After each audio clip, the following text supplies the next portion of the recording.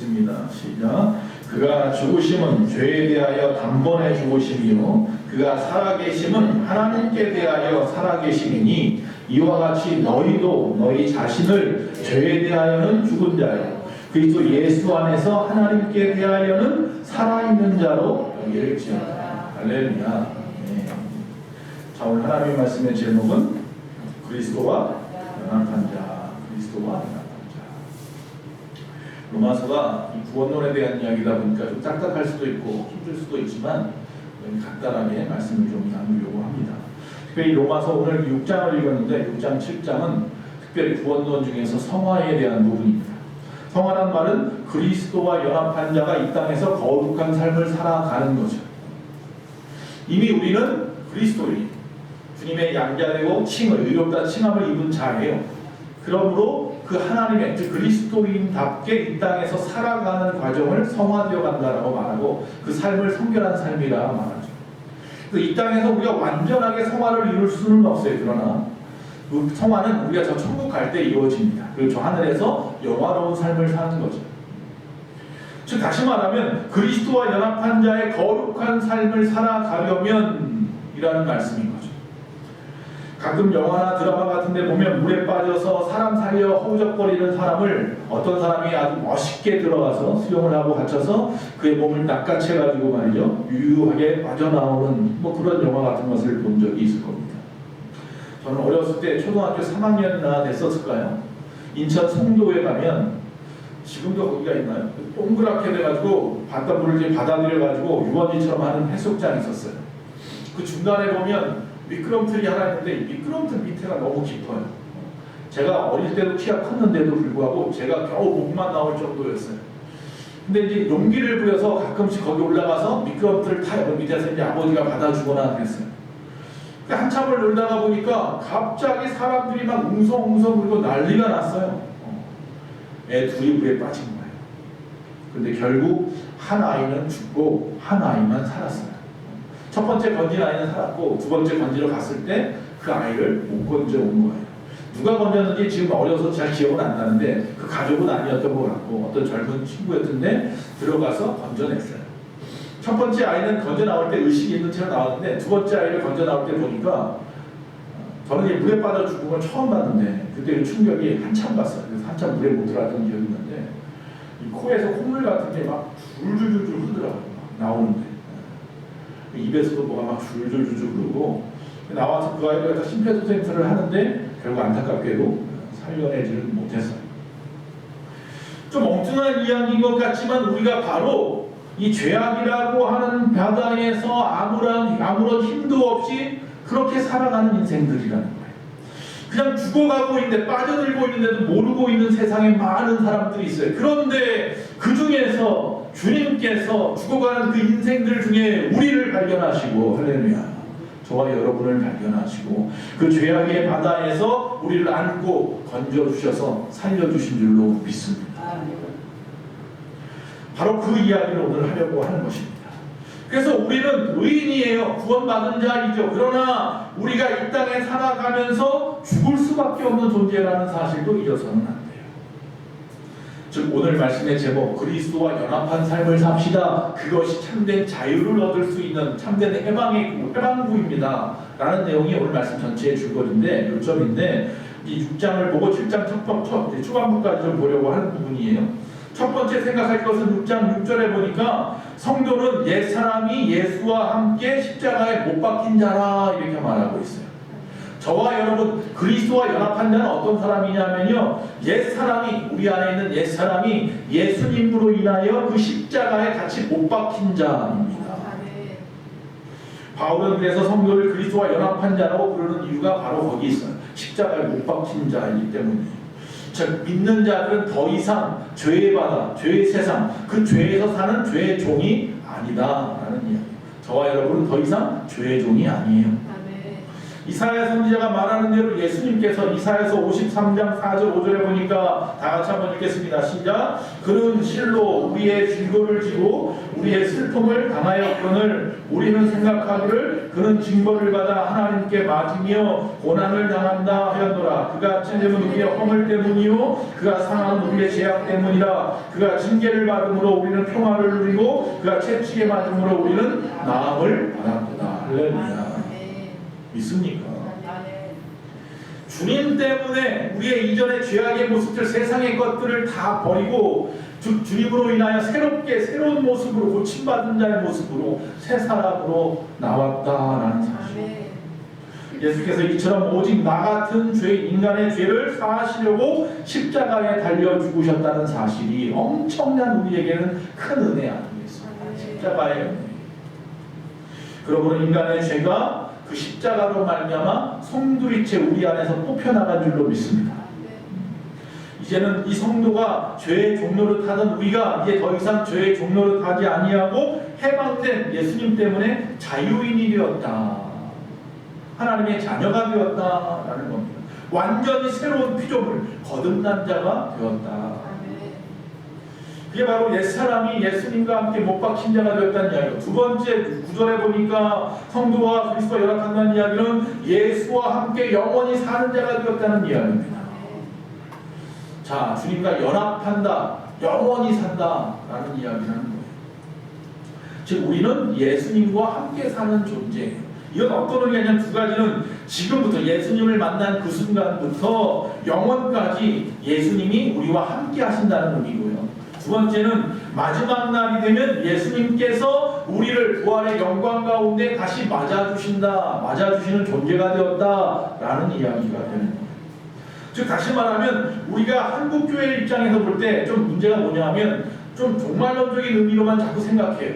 그래서 예수님과 함께 산다라는 것은 저 천국에서만 영원히 사는 것에다가 목매다는데 그러지 마시고 우리는 이미 이 땅에서 하나님의 보호하심 안에서 살아간다라는 이야기가 되는 거예요. 그래서 그리스도인답게 살아가는 것은요 좀 어떻게 생각하면 간섭받는다고 생각하는데 여러분 간섭받는 게 아니에요. 예수님이 나와 함께한다 생각하면 막 힘들잖아요. 어렵죠. 생각보다 부담이 갑니다. 마치 그 서먹서먹한 사람 아니면 어떤 내가 감히 겸접할 수 없는 그런 사람들이 갑자기 우리 집에 초대하거나 초청하거나 와서 있게 된다든지 함께 같이 어디 가야 된다든지 이러면 막 마음이 좀 부담이 생기는 것과 같이 주님이 우리와 함께 하신다, 우리는 주님과 함께 하는 사람 이래버리면 굉장히 간섭받는 것 같지만 사실은 주님이 우리와 함께 하신다는 얘기는 뭐예요? 주님이 나를 보호하신다는 이야기란 말이에요. 주님이 나의 피난처 되시어 피할 바위가 되어준다고 말씀하는 거란 말이에요. 즉 다시 말하면 의로우신 그 오른팔로 우리를 붙들어서 품에 품어주신다는 이야기예요. 그래서 우리는 주님과 함께한다, 주님과 영원히 함께 사는 자라는 말씀이요 얼마나 큰 위로가 되고 힘이 되는지 몰라요. 그래서 다윗이 시편에서 끊임없이 이야기하잖아요. 주님이 나의 피난처 되신다. 주님이 나를 간섭하시는 이 간섭이 얼마나 귀한 일인지에 대해서.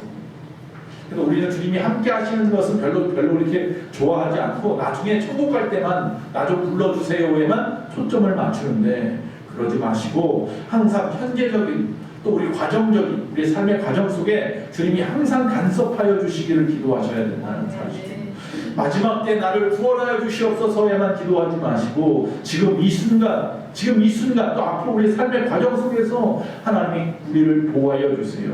나의 피난처가 되어주세요. 피할 바위가 되어주세요.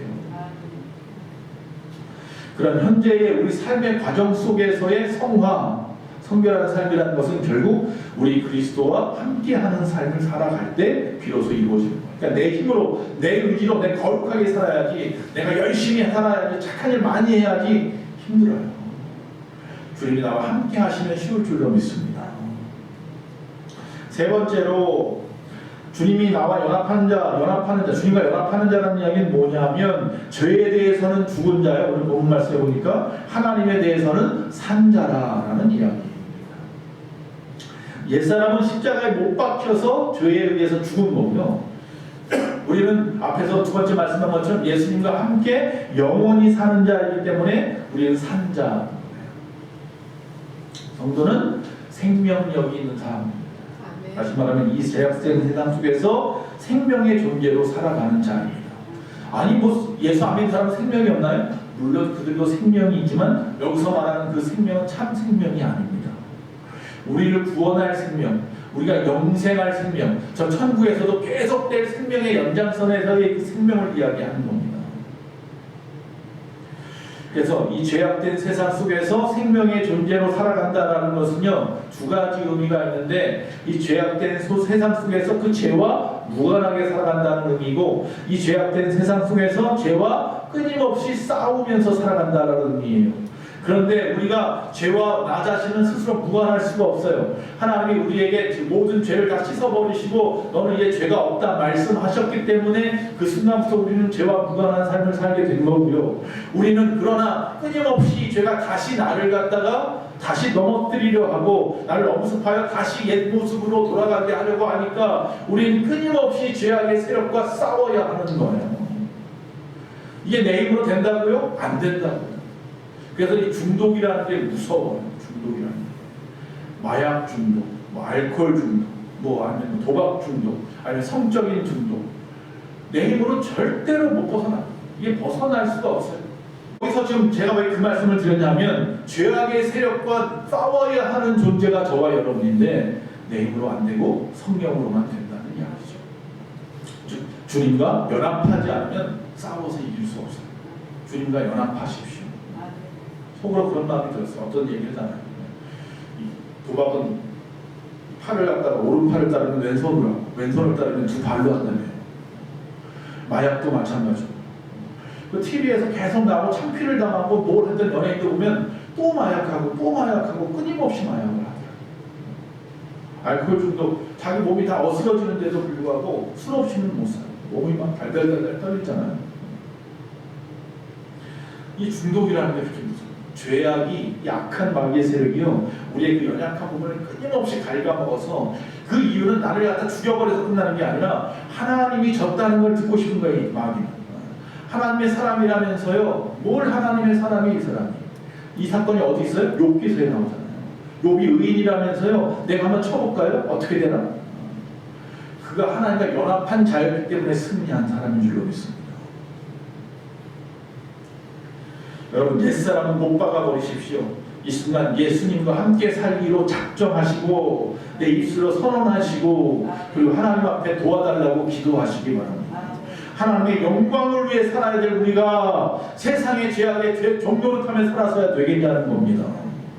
분명히 말씀했습니다. 하나님의 영광을 위해 살아가는 방법은요, 그의 나라와 그의 의를 구하며 살아가는 거예요. 그래도 바쁜 시간에 아직도 세상의 것, 이전 것, 옛사람의 모습을 벗어버리지 못해서야 되겠느냐. 성도가 죄를 짓는 이유가 뭐냐 하면 크게 두 가지인데, 이제 세상 사람이 아니라 성도가 이미 성도가 되었음에도 불구하고 우리 끊임없이 죄를 짓단 말이죠. 그 이유 중에 첫째는 뭐냐면 그리스도의 사랑의 교제를 계속하지 못하고 있어서예요. 단절된 부분이 생긴 거예요. 어느 순간 나는 몰라요. 교회에 계속 나오고 있으니까 말씀도 계속 읽고 있고요. 찬송도 아까처럼 같이 부르고 있으니까 나는 잘 모르는데 어느 순간 나는 이미 하나님의 사랑으로부터 단절되어 버렸어요. 하나님이 나를 갖다 단절한 게 아니라 자신이 스스로 단절해 버렸어요. 두 번째는 이 율법주의 때문에, 이게 되게 무서운 이야기예요. 율법주의라는 게. 즉 다시 말하면 내가 율법을 지켜야지라고 하는 것에 얽매이는 자들이에요. 여러분, 율법이 우리를 구원하는 게 아니에요. 율법은 우리가 죄인임을 드러내는 것이 거기서 끝나야 되는데, 우리가 평생 율법을 지켜야 된다고 생각하고 그 율법을 지킴으로 자기 만족에 빠지고 또 율법을 지키다 못 지키니까 외식하게 되고, 그러다 보니까 거짓과 위선과 교만함에 쌓이고, 누구처럼? 바리새인들처럼. 그러니까 성도들 중에 바리새인이 얼마나 많은지, 거짓과 위선에 쌓여있고 교만함과 자기 만족에 빠져있는 사람들이 얼마나 많은지. 율법이 그들에게 태클이 되어버렸네. 그러라고 준 율법이 아닌데, 율법에 종되어서 율법에 매여있어서 자유함이 없는, 죄와 사망의 법에 묶여서 주님의 생명의 성령의 법 앞에 나오지 못하는, 아직까지도 옛사람은 죄와 사망의 법에 묶여있어요. 세상 사람은 다 거기 묶여있어요. 세상 사람은 전부 다 죄와 사망의 법에 걸려서 전부 다 지옥 갈 인생이에요. 그러나 저와 여러분 이미 그 법은 벗어버렸어요. 하나님이 그 법으로 더 이상 우리를 갖다가 간섭하지 않겠대요. 우리가 관계되는 것은 생명과 성령의 법에가 있단 말이에요. 그런데 아직도 여기 쳐다보고 여기에 얽매여 있다는 거죠. 유대인들처럼 말이죠. 자, 그럼 죄를 이겨야 되겠는데 죄를 이기는 방법 가르쳐드립니다. 첫째는 내 안에 있는 세속주의적인 것들을 거절해야 된다. 쳐다보지도 마시고요, 가지도 마세요. 내가 자꾸 뭐 빠져들 것 같은 느낌이 들면 근처에 가지도 마십시오. 두 번째는 앞에서 말한 그 율법주의를 거절해야 됩니다. 즉 다시 말하면 내 안에 하나님의 성령으로 기뻐하는 일에 관여하십시오. 교회 나와서 성도들하고 생활하고 교제하고 같이 예배하고 찬양하고 교회 안에서 어떤 일을 행하고 같이 나가 전도도 하고 열심히 봉사도 하고 이런 일들 속에서 내가 더 이상 율법주의에 빠지는 것을 거절하십시오. 그리고 앞에서 말한 대로 하나님께 헌신하십시오. 즉 항상 말씀드립니다. 하나님 앞에 바쁘면 세상 일에 죄질 일이 없어요. 자꾸 게을러지니까 나태해지니까 자꾸 세상에다가 한눈 팔게 되고요. 하나님으로 만족하지 못하니까 세상의 것으로 그 허함을 채우려고 하다 보니 문제가 되는 거예요. 항상 말씀드린 부자는 누가 부자예요? 자기가 가진 것에 만족하는 사람은 부자예요. 저는 부자예요. 할렐루야. 아무리 수조원을 가지고 있어도 그것에 만족하지 못한 사람은 가난뱅이에요. 가난뱅이. 세상에서 저와 여러분이 가장 큰 부자인 줄로 믿습니다. 제가 예전에 한번 TV에서 어떤 탤런트가 여러분 부자 되세요 카드 선전하는 그 광고를 보고 설교를 한 적이 기억이 났어요. 언젠가 다시 한번 그 설교를 하고 싶은데 시대에는 좀 맞지 않지만 여러분 부자 되세요. 그 부자는 뭐예요? 하나님으로 만족하고 행복하세요. 그런 이야기. 저와 여러분은 그런 부자가 되셔야 됩니다. 하려면 영적인 부자다. 자, 오늘 본문이 6장부터 시작해서 7장 중간까지 보면요, 이 연합에 대한 이야기를 7가지로 비유하고 있어요. 이걸 다 지금 할 시간이 없네요. 일단 그냥 빨리빨리 볼게요. 그러니까 바울이요, 연합한다는 게 뭘까? 그리스도와 연합한 자, 이 땅에서 성별된 삶을 살기 위해서는 그리스도와 연합해야 된다는 건데, 그리스도와 연합하는 것에 대한 비유 7가지만에 첫 번째는 뭐냐면 세례에 대한 이야기를 하고 있어요. 앞에 표가 보이십니까? 즉 내가 전에는 죄에 대해서 삶을 살았어요. 그러나 이제는 죄를 갖다 다 장사시켜버리고 새 생명으로 살아가는 게 뭐예요? 세례예요. 즉 우리가 죄에 대해서 죽고 의에 대해서 부활한, 그래서 그리스도와 다시 하나됨을 의미하는 게 세례예요. 내가 아직 죄에 있다라는 것은 뭐냐면 내가 물 위로 올라왔는데도 불구하고 아직 내가 바뀌지 않은 거예요. 여러분, 세례가 나를 구원하는 것은 아니고 모든 사람 앞에 공포하는 거잖아요. 내가 거듭났음을, 내 안에 모든 죄는 이제 죽었습니다. 이제 내가 새 사람으로 의로 그리스도와 하나 되어서 다시 살아나겠습니다. 그게 세례란 말이에요. 그게 연합이라는 의미가 그 안에 숨어 있고요. 또 전목에 대한 이야기를 갖다 5절 6절에서 이야기합니다. 여러분, 가지가 이 뿌리가 있고 그 가지가 있으면 곁가지가 붙어서 산단 말이죠. 이 접붙임에 대한 이야기를 한단 말이죠. 즉 죄의 가지에서는 이제 떨어져 나와서 이제 그리스도에게 접붙임을 받았다라는 것이 그리스도와 연합했다라는 거예요. 그러면 내가 어떻게 되겠냐면 줄기에서 올라오는 새로운 영양분으로 새로운 삶을 시작하는, 새로운 열매를 맺는 삶을 살아간다. 이게 바로 그리스도와 연합한다는 의미로 바울이 이야기하고 있습니다. 나중에 항상 제가 말씀드립니다. 저는 지난주에도 말씀했지만 집에 가서 성경책 펼쳐놓고 다시 로마서 6장 7장 읽으면 오늘 말씀이 확 살아납니다. 할렐루야. 자, 세 번째는 형사소송에 대한 이야기를 통해서 이야기를 해요. 7절에 보니까 아무리 큰 죄를 지었다 할지라도 이 죄는요, 만약에 내가 죽어버리면 더 이상 재판하지 않죠. 그걸로 끝이에요. 그걸로 멈춰버립니다. 자, 우리 대신에 우리의 죄를 갖다가 지고 십자가에서 단번에 죽으신 분이 계셔요. 예수님이죠. 예수님이 나의 죄의 문제를 다 짊어지고 대신 죽으심으로 말미암아 우리에게 더 이상 그 죄가 영향력을 끼칠 수 없어요. 그 죄의 문제가 다 해지되는 사건이에요. 그게 내가 이제부터 뭐예요? 그리스도와 연합한 자라는 거예요. 근데 어떤 분이 그래요. 그런데 만약에 또 죄를 지으면 어떡하죠? 그럼 또 예수님이 죽나요? 예수님은 한 번밖에 안 죽어요. 뭐예요? 끊임없이 회개하는 수밖에 없어요. 근데 그렇게 하면 안 되겠죠. 그러지 마세요. 어떤 목사님이 그 고난주간 설교를 하려고 하는데 예수님이 꿈을 보여주셨는데 설교문을 작성 못하고 있었는데 꿈을 보여줬는데 예수님이 다시 나타나는데 여기에 못이 수없이 박혀 있었대요. 누가 박은 거예요? 내가 박은 거예요. 오늘도 예수님의 가슴팍에다가 또 못을 박아. 여러분 혹시 이번 주간에 주님의 마음판에다가 또 대못을 박은 적은 없는지? 그러면 안 되죠. 자, 또 네 번째는 뭐냐면 병사, 군사에 대한 이야기를 12절 13절에서 이야기합니다. 다시 말하면 몸 자체는 사실 선도 아니고 악도 아니에요. 우리 몸이 선하거나 악하지 않아요. 그 당시에 영지주의자들은 몸은 좀 육체적인 것들은 악한 것이다 해서 금욕주의나 쾌락주의로 극단적인 양쪽으로 빠져들기도 했지만 몸이 뭘 어떻게 하는 게 아니에요. 중요한 건 내 속사람인데, 즉 다시 말하면 그 몸을 내가 어떻게 사용하느냐에 따라서 의의 병기도 될 수 있고 아니면 그 반대로 불의의 병기가 될 수도 있다는 거예요. 하나님이 주신 그 귀한 몸 가지고 뭐 할 거냐는 거예요. 그 몸, 건강한 몸 가지고 주의 영광으로 사용될 수도 있고 깡패짓 할 수도 있다는 거예요. 저와 여러분은 의의 병기로, 의의 도구로 사용되기를 원합니다. 할렐루야. 그게 바로 그리스도와 연합한 자예요. 적극적으로 의를 위해서 싸우며 살아가는 무기가 되는 일이에요.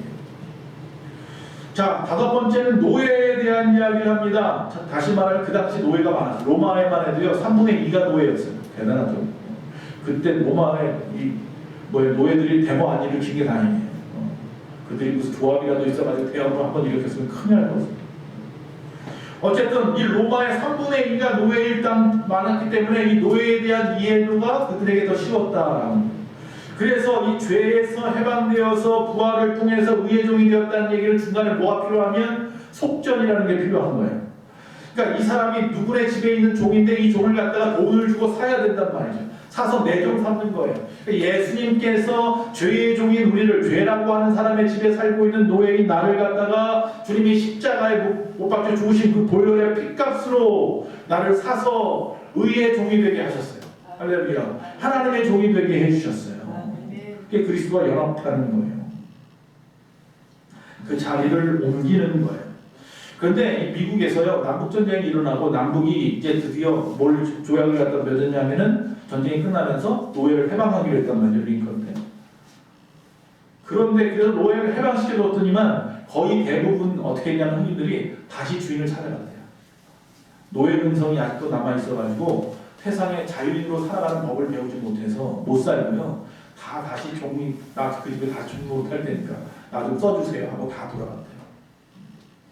여러분 그러면 안 됩니다. 할렐루야. 우리 안에 있는 모든 노예 근성을 완전히 십자가에다가 못을 박아버려요. 끊어버려요. 깨끗이 끊어버리십시오. 손을 자르든지 발을 자르든지 깨끗하게 끊어버리시기 바랍니다. 마지막 여섯 번째는 결실에 대한 이야기를 합니다. 심은 대로 거두는 게 하나님의 법칙입니다. 믿습니까? 내가 무엇을 심든지 그대로 거두는 것입니다. 즉 우리의 마음에 심은 대로 나타나요. 내가 죽겠다 하면 죽을 수밖에 없는 일을 갖다가 거둬들이게 될 것이고요. 내가 할 수 있다, 살겠다 하면 할 수 있는 일로 나타날 줄로 믿습니다. 즉 다시 말하면 내가 지금 어떤 열매를 얻기 원하십니까? 사망의 열매를 얻기 원하십니까? 생명의 열매를 얻기 원하십니까? 그것은 뭐예요? 내 지금 마음 먹기 달려있어요. 이 순간에. 즉 예수 그리스도께서 나와 연합한 자는 생명의 열매, 의의 열매를 맺는데 무엇을 심었기 때문에? 예수님의 생명의 것들을 심었기 때문에 그렇게 되는 거예요. 오체불만족, 히로타다라고 하는 사람이 있죠. 일본에. 사지가 없잖아요. 다 절단되어서 몸만 있어요. 근데 이 사람이 처음에 뭐 중고등학교도 나오고 대학까지 나오고 말이죠. 결혼도 하고 리포터 생활도 하고 책도 써가지고 베스트셀러 작가가 되고 아주 엄청난 유명인이 되었다가 2006년인가요? 한번 불륜을 일으켜서 그것도 5여자분하고 또 불륜을 일으켜서 그래서 문제가 됐었어요. 과유불급이라. 그래서 그분에 대한 이야기를 사람들이 막 하다가 칭찬하고 막 그러다 그 사건 때문에 지금 그냥 유튜버로 지내고 있는 걸로 내가 알고 있는데 과유불급이에요. 이분은 정말 아무것도 할 수 없는 상황이었기 때문에 항상 그 마음을 먹고 이루기 위해서 막 몸에 막 뒹굴렸단 말이에요. 흙바닥에 던져버렸단 말이죠.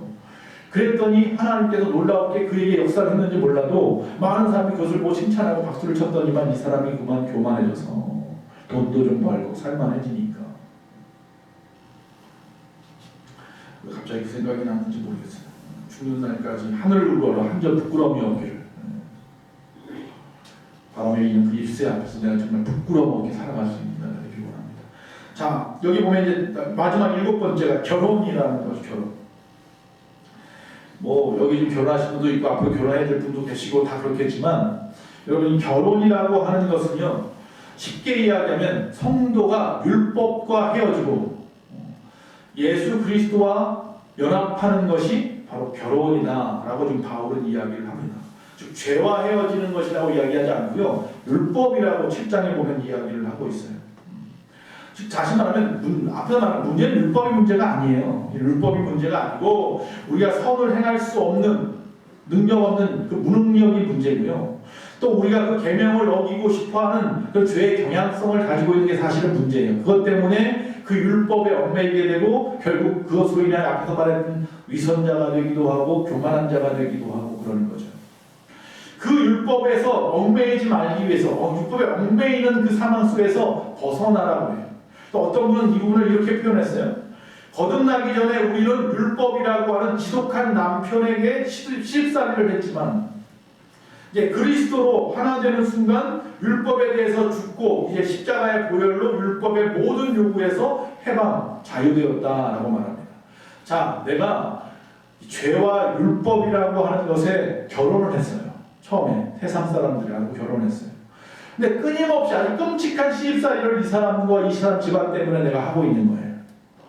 죽고 싶을 만큼 힘든 거예요. 그때에 예수님이 나타나셨어요. 예수님이 나타나셔서 나를 갖다가 그 집에서 해방시켜 주는 거예요. 그 방법은 하나요. 그 여인이 그 집에서 죽든지 이혼을 해야 되는데 이혼을 안 해준다고 하니까 죽는 수밖에 없어요. 그래서 예수님이 대신 죽으시고 나를 갖다가 그 끔찍한 시집살이에서 해방시켜 주셔서 자유인. 그래서 성경에 뭐예요? 그리스도의 신부 삼아 주셨다. 그런 삶 살고 싶지 않습니까, 여자분들이요? 정말로 정말 예수님 같은 분하고 평생 살고 싶다면 교회로 나오십시오. 항상 주님과 이곳에서 함께 하십시오. 연애하시고 사랑 나누시고 함께 집안에 있는 남자분들이 무뚝뚝해서 따로 저도 마찬가지로 따로 놀잖아요. 교회 나오시면 예수님이 함께 여러분의 신랑이 되어주셔서 같이 노래도 불러주시고 내 기도도 들어주시고 말씀으로 사랑의 편지로 끊임없이 나를 갖다가 속삭여주시고 할렐루야. 우리가 그분에게 신부되었음을 항상 거룩한 신부되었음을 늘 기억하시고 또 우리는 신부된 입장에서 거룩하게 잘 살아야 돼요. 여러분께서 결혼이라는 것을 통해서 나타날 수 있는 변화 두 가지는 사랑이고 열매인 거죠. 그러니까 참된 사랑을 이곳에서 나누시고 예수님과 또 그 가운데 주님이 주시는 아름다운 열매가 신랑과 신부 사이에서 열매를 맺어요. 사랑이 있으면 열매를 맺는 거잖아요. 아름다운 열매를 맺는 삶을 사시는 저와 여러분이 다 되시기를 간절히 바랍니다.